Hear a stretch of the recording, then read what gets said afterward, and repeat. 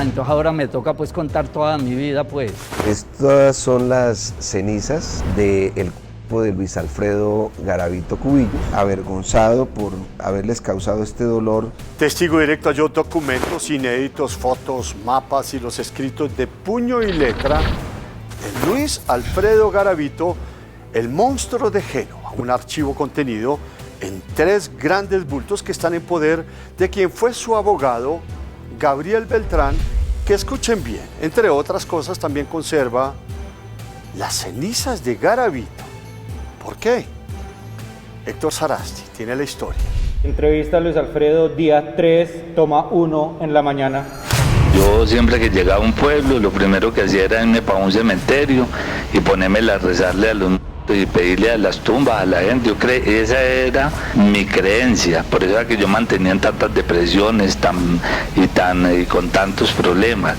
Y o me entraba a una iglesia y prendía un velón, yo creía que prendiendo ese velón a mí me iba bien, así le estuviera haciendo daño a la humanidad. No le tengo miedo a la muerte porque esto es un ciclo. Antes de partir de este mundo, Luis Alfredo Garavito dejó toda una serie de documentos, entre audios y papeles. 3 bultos así de este tamaño con documentos de Luis Alfredo. Totalmente inéditos y hasta enumerados. Mire, aquí está precisamente lo del contenido de los cassettes. Entonces él hace una transcripción de los cassettes.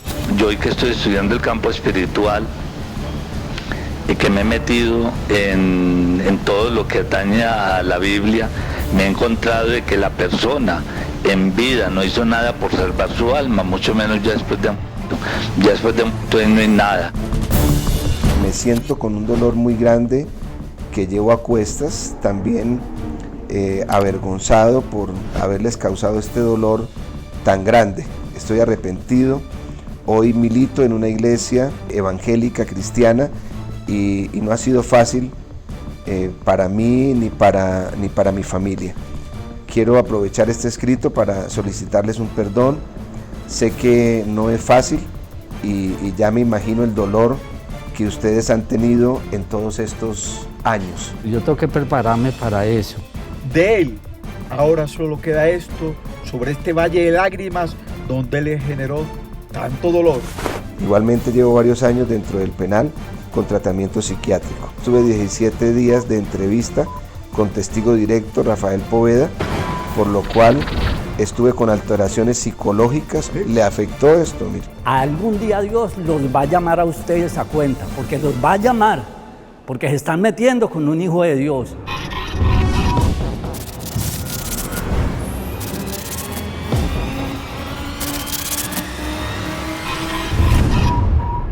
¿De quién son estas cenizas, doctor?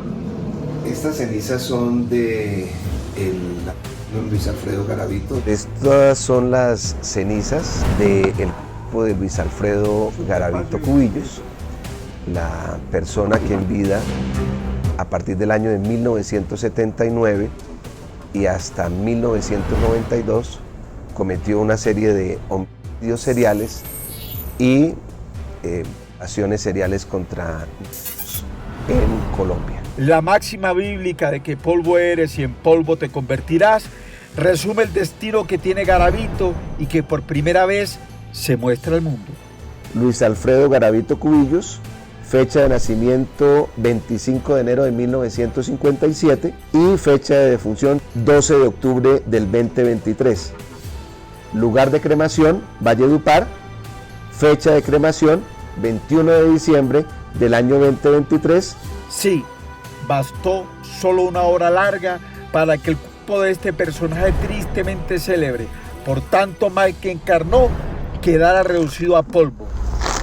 No tratando de exaltar esa figura, no, sino de auscultar allí que hay que nos permita saber cuáles son los trazos y cómo ese ser humano llega a convertirse en ese asesino tan terrible. Entonces ahora me toca pues contar toda mi vida pues.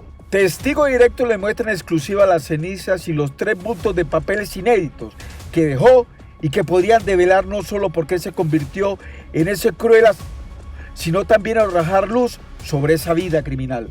Yo creo que no alcanzamos a conocer un 1% de Garavito. Si tuviera que analizar de 1 a 10, yo diría que se conoce un 1%, incluso hasta menos de quién era realmente Luis Alfredo Garavito. Sí, esta es la firma de Luis Alfredo. Esta pequeña caja de madera, que tiene una bolsa transparente rotulada en su interior, permanece en algún lugar de Colombia y contiene las cenizas de Garavito, quien murió a los 66 años en la cárcel de Valledupar por un agresivo cáncer que se lo llevó. Pero si esa es la muerte, bienvenida sea. ¡Qué horror! Garavito es tan nuestro como el café. Además, tomó varias clases de medicamentos para poder tener estabilidad emocional por varios trastornos que padezco. Garavito no ha sido descubierto plenamente. Creo que debemos ser responsables en el sentido de indagar sobre las circunstancias tanto psicológicas, familiares, del contexto que permitieron la construcción de este ser que cometió tanto daño. Cremar a Garavito y reclamar los papeles que dejó en su celda fue una odisea que cuenta el abogado penalista Gabriel Beltrán, delegado por la familia para hablar del tema. Y es que Popeye, cuando fue recapturado, precisamente estuvo contiguo a la celda de Luis Alfredo Garavito. Atacó muchísimo a Luis Alfredo, y un tema anecdótico: Luis Alfredo cuidó el cáncer de Popeye y era el que iba y le llevaba agua a Popeye, le llevaba el alimento.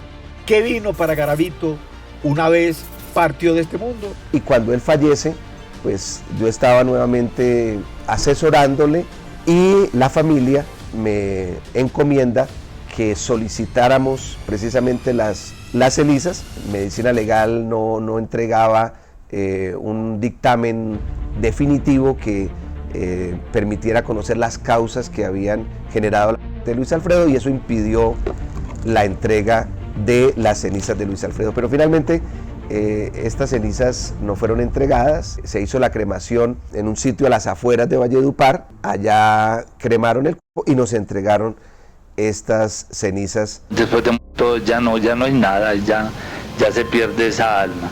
¿En qué momento y cuánto tiempo se necesitó para que ese niño, porque también fue un niño como cualquiera de nosotros, ya hecho adulto, se convirtiera en el asesino, en el peligro que finalmente fue capturado? La famosa atalaya. Esto le ayudó a sobrevivir todo este tiempo, incluso en soledad. ¿La conducta criminal de él ha sido estudiada lo suficientemente? Todos los matices de lo que fue Luis Alfredo Garavito están totalmente inéditos, inexplorados, y creo que es importante, no para hacer apología del criminal, sino precisamente para evitar la erupción de conductas delictivas, y máxime ahora. Esto fue todo lo que dejó en su celda el asesino serial. Para serle sincero, no los he abierto. Sí me contaba Luis Alfredo qué cosas habían allí. Tengo un libro que vengo narrando, tengo también otros audios que Luis Alfredo me entrega. Y esa voz me decía, vaya, tome.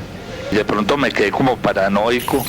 Donde él narra una cantidad de cosas que jamás le ha dicho a ningún periodista. Tuvimos, mediante acciones legales, que acceder a las cenizas.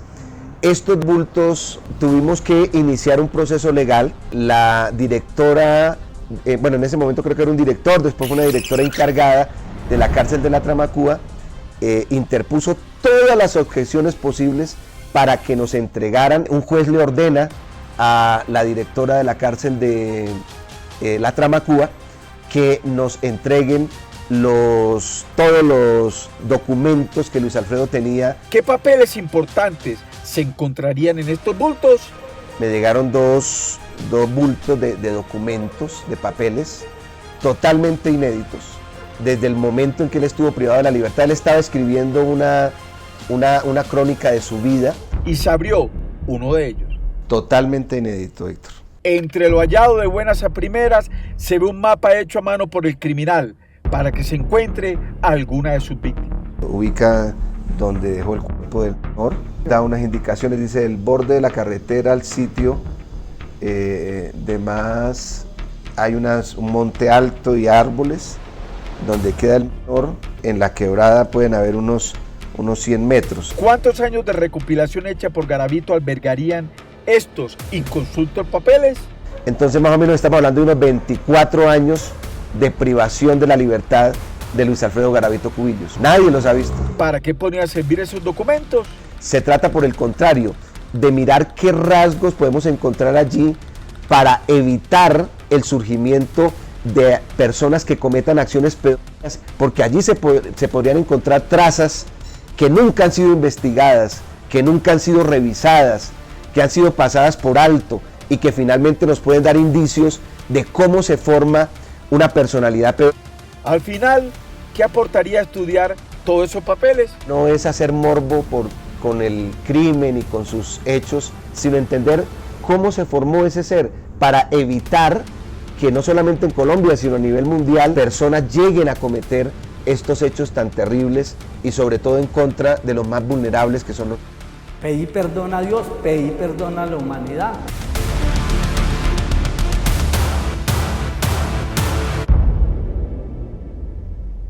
Conoce al monstruo más temido de Colombia en esta impactante novela, El reflejo de la bestia. Consíguelo ya en www.testigodirectoeditorial.com.